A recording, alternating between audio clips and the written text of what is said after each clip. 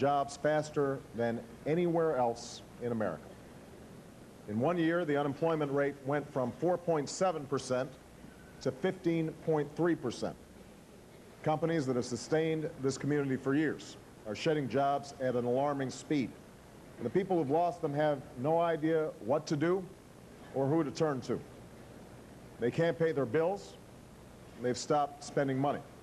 And because they've stopped spending money, more businesses have been forced to lay off more workers. In fact, local TV stations have started running public service announcements that tell people where to find food banks, even as the food banks don't have enough to meet the demand.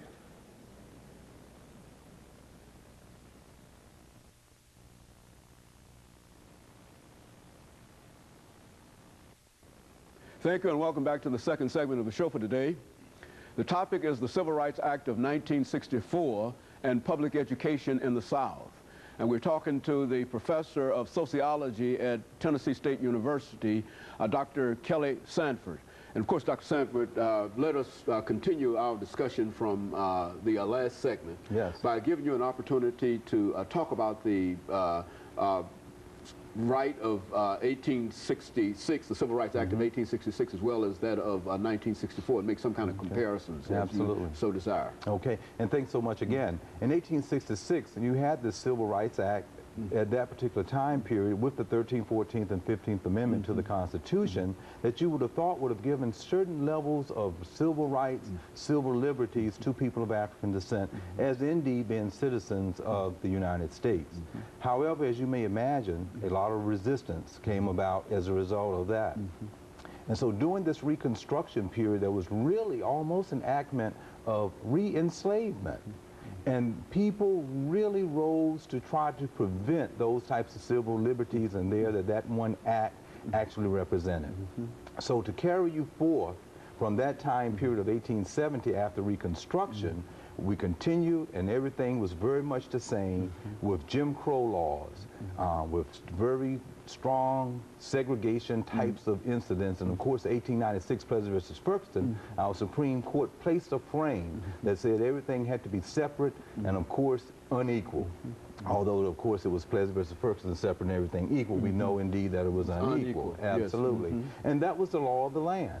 So when we look back on it, we can see how egregious of an act that was based on our Supreme Court and the citizens throughout the United States to then still keep people who have been here for hundreds of years in subservient types of conditions.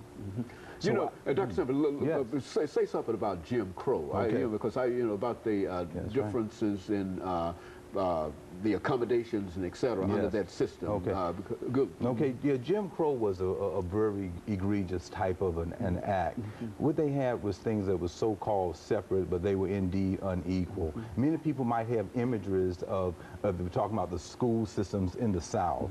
My mother, if I may just bring her up as a case study, during this particular time period, taught in a 2-room schoolhouse. She taught the grades the 1st through the 7th from Oxford, North Carolina, and Mrs. Benjamin Chavis' mother, Mrs. Benjamin Chavis, taught the 8th grade through the 12th grade.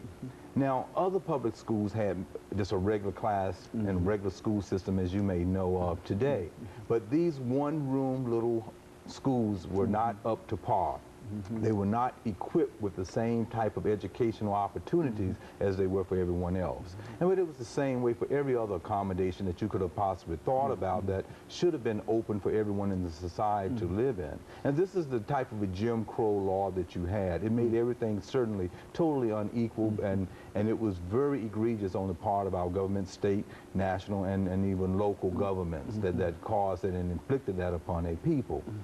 But we are here today to talk about education and that whole educational process, which is, of course, very important from a sociological point of view, to try to help people to move from one place in their socioeconomic status to another location in life. So when you think about hundreds of years of preventing that, then if you think about even today, we would still have many people who are first generation entering into institutions of higher learning. Why? Because it was based on what had happened a long time ago. And that's very important. That's very important because as we move through that time period of Jim Crow laws and leading from the Plessy versus Ferguson, of course, we've talked about the infamous 1954 Brown versus Board of Education. And coming out of that time period, incidentally, I was born years after that, and where I went to school, it was still segregated. To give you some idea how, because the letter of the law was written, that didn't necessarily mean that it was going to be implemented. And so after that period, there was an uprise of people of consciousness of kind, and everyone, of course, knows the Reverend Dr. Martin Luther King Jr. Tried to get equal access for people, just fairness. In many instances, we would define Dr. King as an assimilationist. He really wanted everything just to have equal access, to actually have just accommodations that were indeed equal.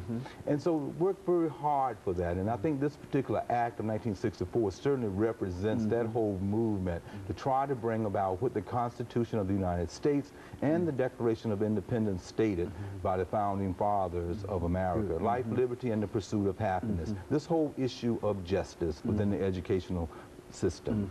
And of course, we're still fighting that issue in a real sense, are we not, Dr. Sanford? Absolutely. We're still today, unfortunately, in 2004, 40 years later, we still have disparities when it comes to education. We still have disparities when it comes to certain types of equal opportunities within the society in which we live in. Dr. W.B. Du Bois in 1903 did a classic piece entitled The Souls of Black Folks. And in that piece, he talked about the demarcations that went on during the time period that we have just laid out, and how it would then, of course, impact the 20th century. When he said the problem of the 20th century would be that of the problem of the color line. And here we are in the 21st century, and it's the same problem. 100 years later. 100 years later.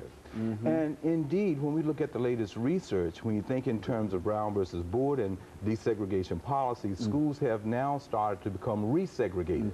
And we see this throughout the United States, and even here in the state of Tennessee, and as well as in other states. If you start looking at it with a, I guess, in a narrow way of understanding this particular issue and how it's impacting people. So we have to be very careful of that. And there are many other scholars like Dr. Hannibal Shabazz, Dr. Francis Cress Welsing, myself, and other social scientists are very kind of interested in looking at how some of these issues are still very pervasive today, with people who are the so-called power elite are superimposing their values in a negative way toward others who have not had certain types of equal opportunities.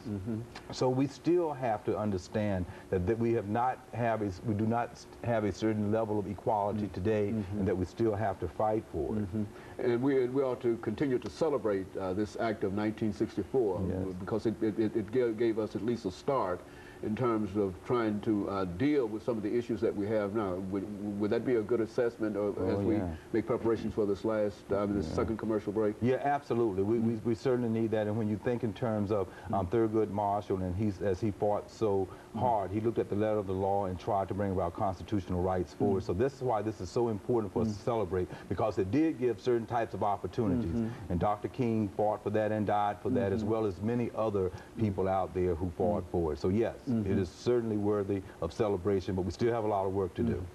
Dr.